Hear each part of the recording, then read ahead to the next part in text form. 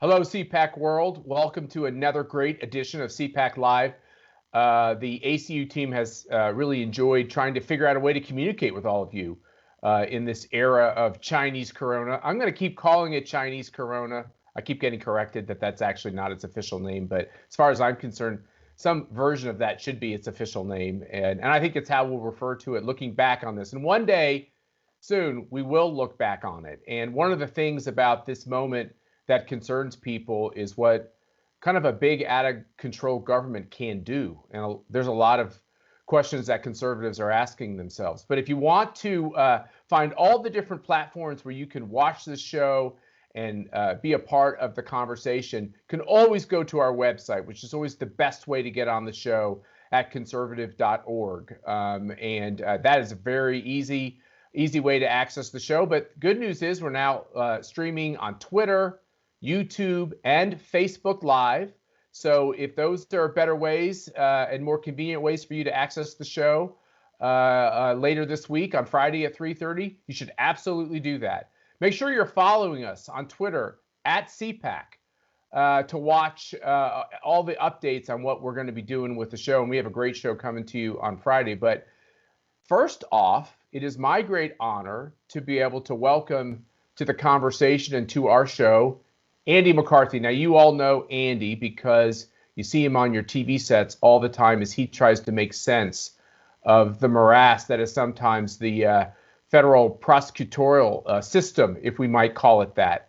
It's imperfect, it's important, but it's awfully imperfect. And unfortunately, under Obama and Biden, they really highlighted its imperfection.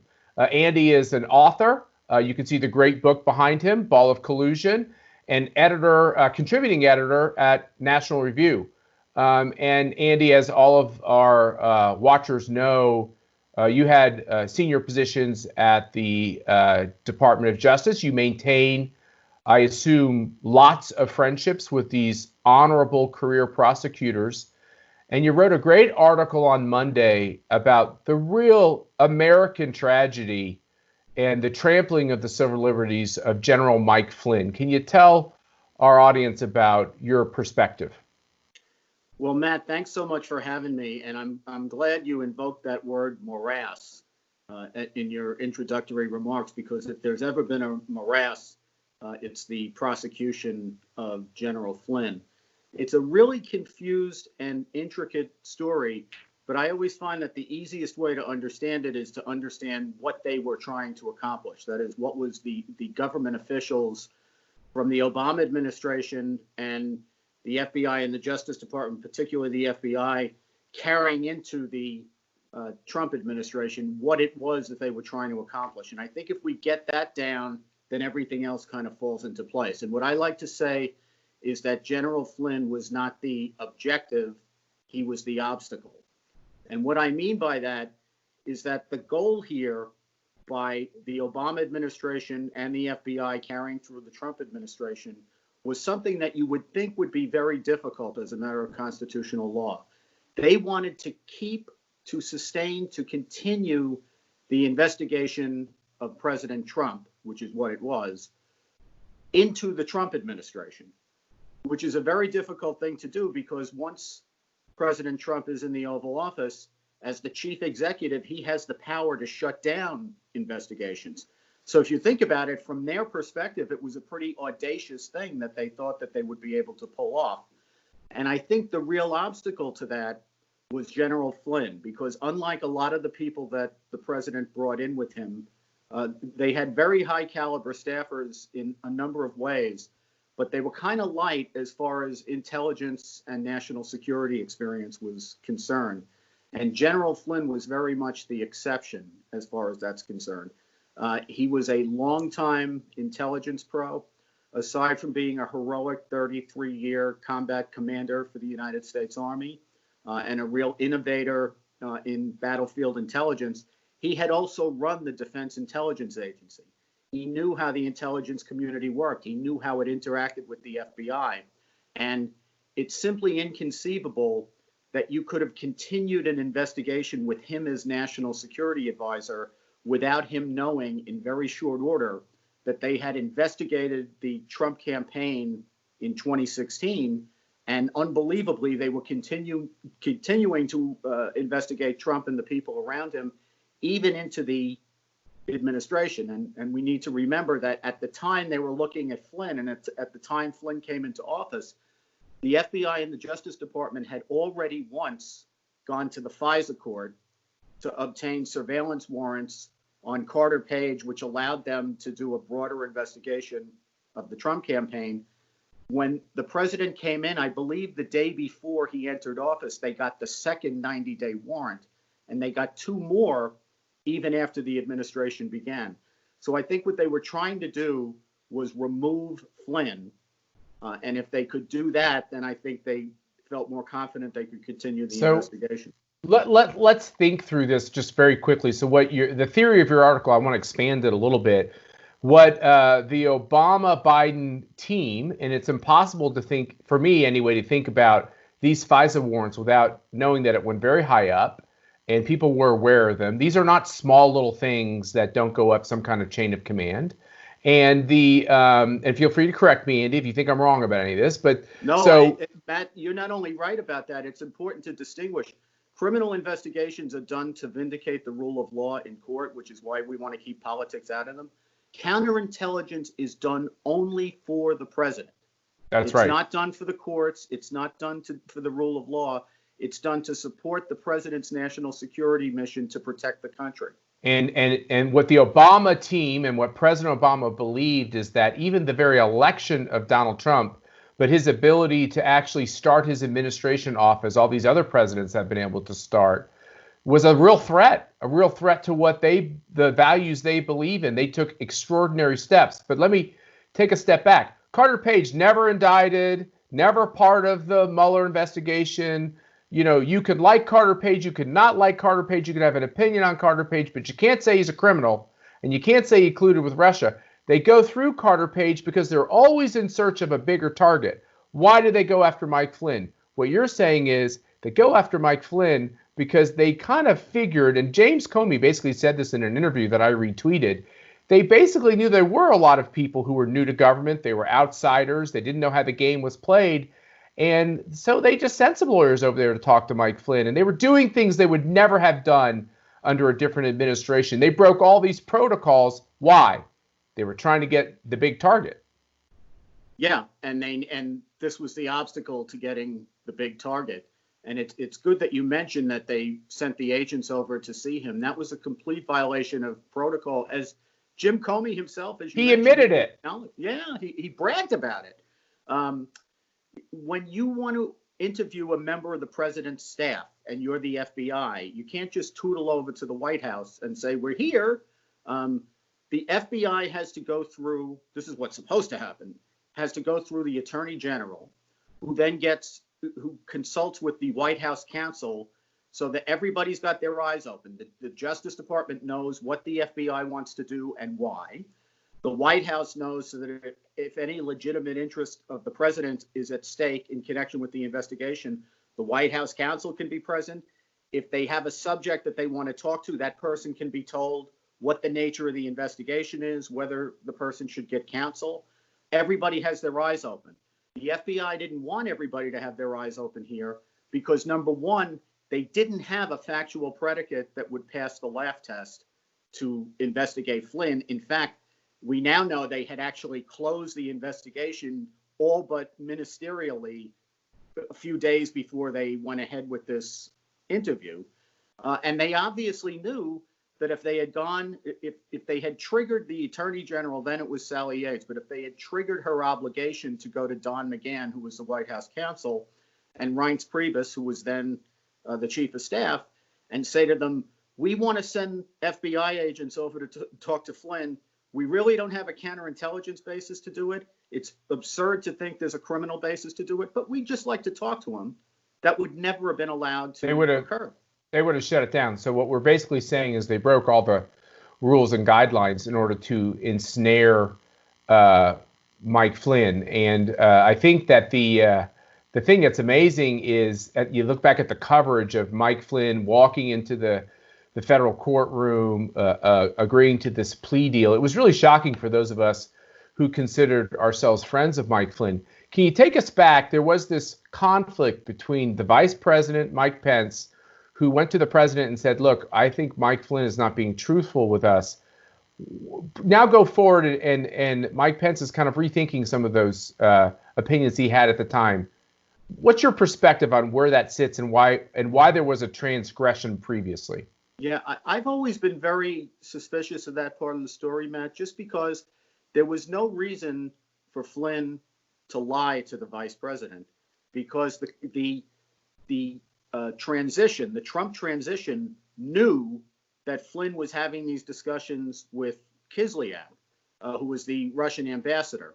And which is his job, by the way. That's his yes, job. Absolutely. In a transition is to try to communicate with another big world power, and certainly the person who has this similar job in that government. Right. And Flynn was having hundreds of these conversations over those weeks, as was completely appropriate.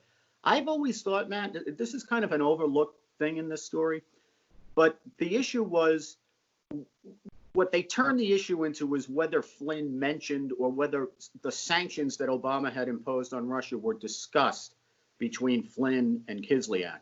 And I always thought it was more important to Flynn. Whether they were discussed was irrelevant. What was important was he didn't make any commitments on the sanctions. He didn't take any material action on the sanctions. He heard Kislyak out. He said exactly what we would hope an American diplomat would say to a foreign power, which was don't escalate, don't make this more difficult to deal with. And that was the end of it. And to me, there's not a big difference between sanctions were never mentioned and nothing was done on sanctions. And it always seems to me that subtle distinction could have easily been garbled. And I can think of like 10 different ways that it could have been a result of confusion rather than dishonesty, that what Pence heard or what Pence's distillation of what Flynn said may not have been accurate, but it doesn't necessarily mean anybody was lying or trying to fool anyone, because to me, it doesn't make any sense that would happen given the number of people in the Trump transition who knew in real time that Flynn was having these discussions with Kislyak. And it was also widely reported that the prosecutors were doing, was a trick. It's a tactic. I think it's a bit distasteful, but try to find a family member who has legal vulnerability and squeeze the more publicly prominent, in this case, father. So there was all this reporting that General Flynn's son had maybe committed a transgression, so they made the father plea as a deal to not go after the son. Isn't that a little distasteful in all this? There's three things here, Matt, that are majorly distasteful. One of them is that they appear to have squeezed Flynn's son, as you say, to get him to plead. And we're now seeing the paper trail on that. And they not only apparently cut that deal, they withheld it from the court when Flynn pled guilty, which is a violation of the federal rules that apply. Okay, I want to stop you right there. It's a violation. We keep hearing the V word, right? And this is the first time you've used that, but the protocols are breached. Blah, all these cases, all these instances that Obama and Biden and then their holdovers basically broke the law to go after these guys. Does anybody ever get held accountable? Is there anything in this Flynn deal where one of these infamous, colluders that we read about, Page and Strzok and McCabe and Comey and the whole gang, is there any chance that in all this that somebody actually is held accountable under the law? Well, let's remember now, all the people you just mentioned are no longer in their jobs. It's true. So it's not, we can't exactly say. But they have better jobs. They have better jobs as contributors to networks. They're writing best-selling books. They're still going to get their pension, but maybe not in McCabe's case, actually. So, I mean, is that a fair pushback to say, look, if a Republican had done these things, they'd probably wear pinstripes for a while? And I don't mean the Yankees. Look, I think that there's the problem here, and this is the uphill for the people who are investigating. And let's remember, this is being investigated. The Attorney General has said this is being investigated. It's a very serious criminal investigation. Not all the things that are in the nature of abuse of power are violations of the federal penal law, and that's the problem they have. It's easy to say this is outside protocol, it's outside guidelines. Even in connection with Flynn's plea, you can say they violated the law, but that doesn't mean there's a criminal law that now there might be, but it doesn't necessarily mean there's a criminal law that a prosecutor could prove beyond a reasonable doubt to a jury. And that's, if they can't bring a case that's strong enough to meet that standard, they can't bring a case. But do you think that Bill Barr understands? I have immense respect for him. I know you do too. I think he's the exact right American to have this job. But do you think that he understands the moral hazard that if actually none of these Democrat operatives, for lack of a better term, instead of prosecutors, but these people that were kind of entranced by this idea of ensnaring President Trump, that if nobody's seen as having to pay a legal price, that it just allows for bad behavior in the future? He must understand that. I don't think any of us, Matt, and Barr is as smart a guy as I know. I've certainly smarter than me. He's a very, very bright guy. He can't not know how people feel about this. Right. And I have to tell you, when I ran around the country to talk about this here book. Great book, by the way. Well, thank you. But everywhere I went, that was the question that everybody asked. And I had this pat speech about what I just told you, that not all abuses of power are violations. They don't want to hear that. They want to hear, like, when's the indictment coming? So yeah, that's right. There's no way that the Attorney General can't know that. And I think that's the reason they're doing what's just to do. But the reason that it's being treated as a serious criminal violation or a serious criminal investigation is precisely that. They know that people want accountability. So first of all, everyone needs to buy your book, Ball of Collusion. Where can they get it?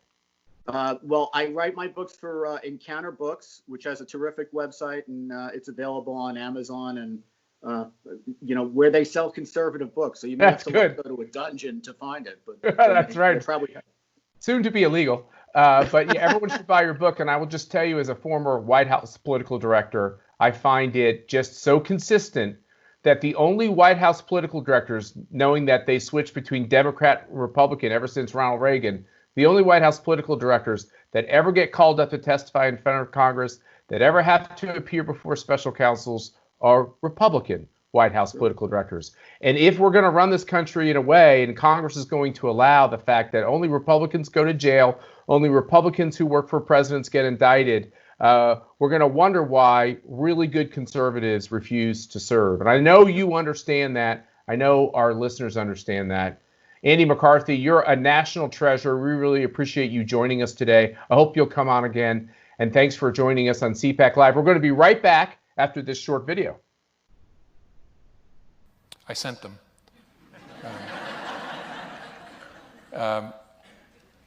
Something I probably wouldn't have done or maybe gotten away with in a more organized investigation, a more organized administration, in the George W. Bush administration, for example, or the Obama administration.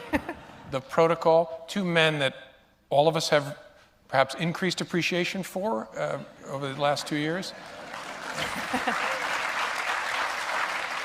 And in both of those administrations, there was process. And so if the FBI wanted to send agents into the White House itself to interview a senior official, you would work through the White House counsel, and there'd be discussions and approvals and who would be there. And I thought, it's early enough, let's just send a couple guys over. And so we placed a call to Flynn, said, hey, we're sending a couple guys over. Hope you'll talk to them. He said, sure. Nobody else was there. They interviewed him in a conference room at the White House Situation Room, and he lied to them. And that's what he's now pled guilty to. What did he think they were coming over there for? I don't think he knew. No, we didn't tell him. Just said, we've got sending over a couple of agents. I want to ask you some questions. I didn't have this conversation. My deputy director did. But hope you got a few minutes you can sit down and talk to them. And he said, sure. Welcome back to CPAC Live. This is Matt Schlapp, and this is a very special segment. We're joined by one of our foundation board members, the former Attorney General from Nevada, Adam Laxalt. Adam, thanks for being with us. It's great to be here. Thanks for having me on. So this is such a strange time in our country's history. You're doing a lot of very important things in terms of opening the economy back up. But before we get to that, how's everyone doing in your family, and how is Nevada doing? Well, thanks for asking. We're safe, fortunately. We've been home for about 60 days in Reno, and I think we're itchy, just like a lot of people, Itchy. to finally get out and about. Yeah, and how is your buddy Ron DeSantis doing in Florida? Have you had the chance to talk to him at all? We've been speaking. I think he's doing an excellent job. Despite the initial media criticism, I think that the verdict is in. That Florida has done a great job, and they've got certainly the comparisons between Florida and New York show pretty conclusively that a lot of the steps that he took were wise and prudent. And I really congratulate him on such a tough task and doing such a great job.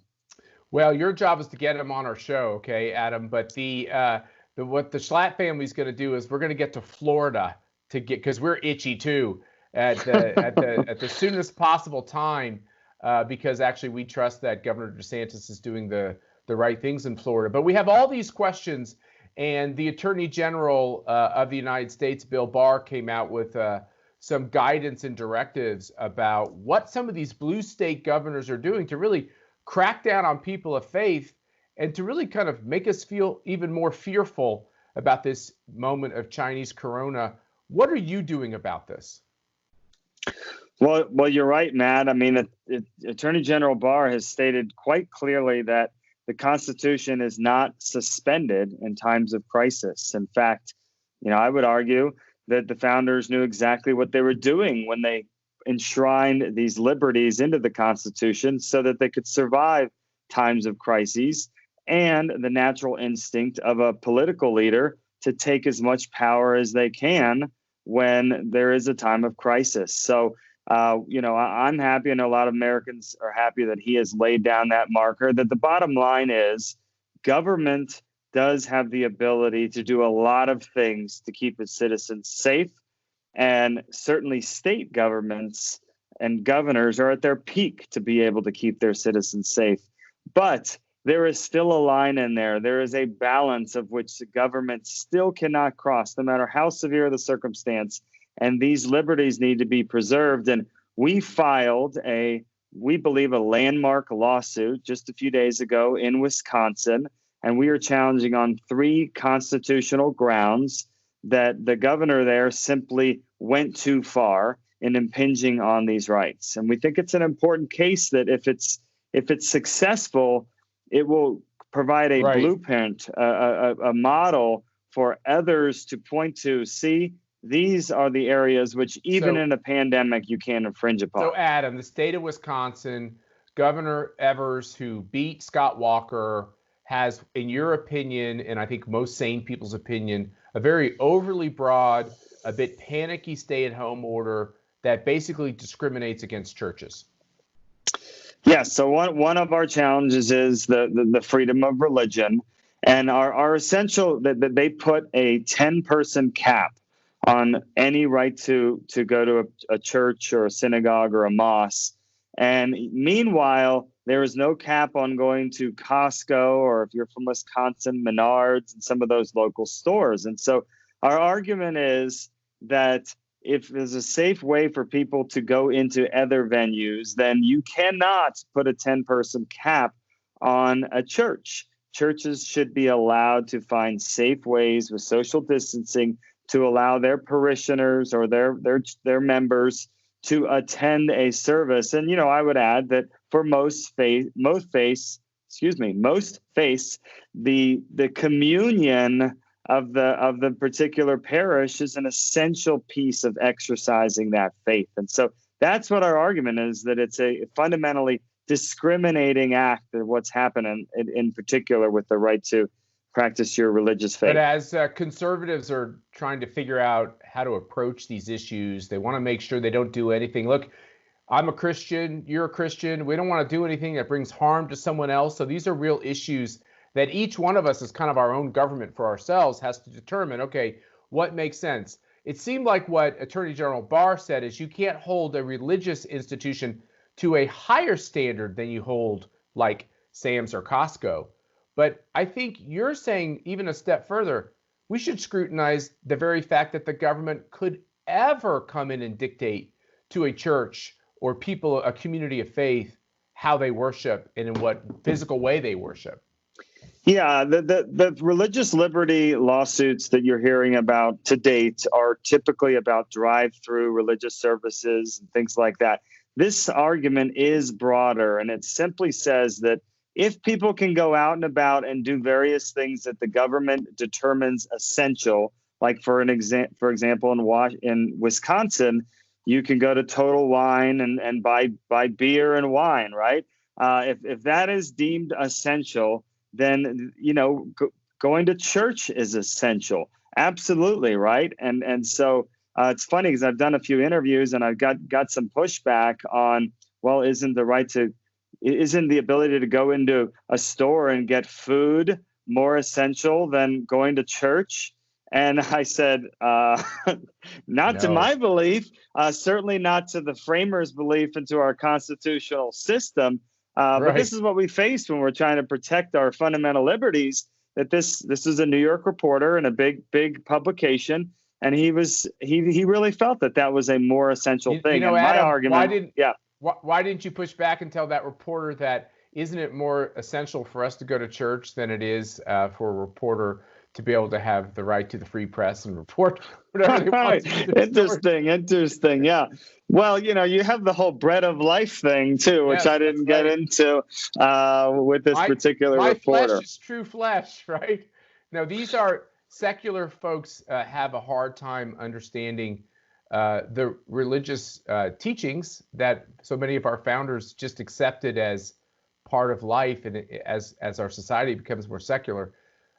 These things seem very radical, the idea of being a person of faith. So how do you think in Wisconsin, a really important state, obviously a really important political state, you're somebody who ran for the governor of Nevada, you've been an elected office holder. What do you think the politics are in Wisconsin on this? Is the governor going too far, and are sane people beginning to realize that there's a proper balance that these blue state governors are not striking? Well, I'm going to stay on message here, Matt. I'm going to move to the second claim.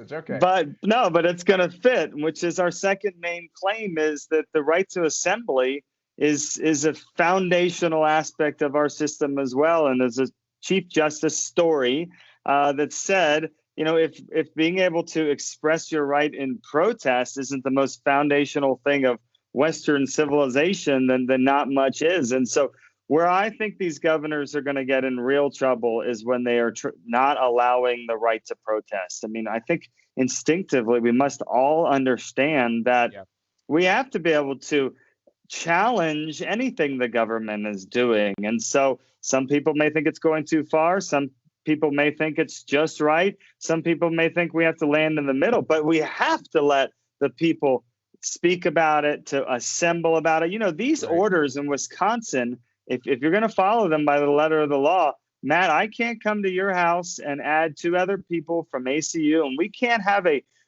passionate political conversation of an area we're going to fight in, say, the state of Wisconsin. That is simply not allowed. And our argument is that is a clear violation of the right to assemble. And again, similar arguments. If you can go to work and do other essential activities, then you have to let people protest. And mind you, religion is the only one where they put a numerical cap, 10 people, no more. For protest, the number is actually 0 because there's a stay-at-home order, and you can't go into a public park or into someone's home or into a town community hall. And so I think that's going to get people in real trouble, these political leaders, because it's fundamental to Americans. We want to be able to speak out, and then we want to be able to challenge. I agree. Things that are handed to us. So where can the viewers of our show go to learn more about your lawsuits? Hopefully you'll be adding more in more states, but where can they go to get more information? There's no specific venue because we're just representing 2 important plaintiffs that care about liberty, and they're suing. I will say that the court already asked the government to respond in less than a day, which is record. Okay. And so watch the national news. If we win this case, it'll be in the next 7 to 8 days, and it'll be the first case where these three fundamental liberties are vindicated in this shutdown time and will be a predicate for other states to either sue or for their own people to push back and say, why don't you act like Florida or Texas or many states that when they did shutdowns, they said, except for religion, except for assembly, except for travel. They didn't include these things because they knew better. Because we're still America. And the other thing we'll do, Adam, is we'll make sure that both on our ACU and my Twitter account and on our website, we'll make sure that we keep posting your progress. We wish you well in these lawsuits. Thank you. You're on the side of liberty and freedom. And I have this kind of just a humble suggestion that as we face this healthcare crisis, and it could come back again in another form in the fall and winter, that it shouldn't impede our rights under the Second Amendment. It shouldn't impede our rights under the First Amendment. And it probably shouldn't impede our rights in any of the Bill of Rights. I think that's a pretty humble suggestion that we make to our elected officials. Adam Laxalt, thanks for joining us. Thanks so much for having me. On CPAC Live, and we're going to be coming at you again Friday at 3:30, and there's all kinds of new ways in which you can access the show. Thanks for joining us.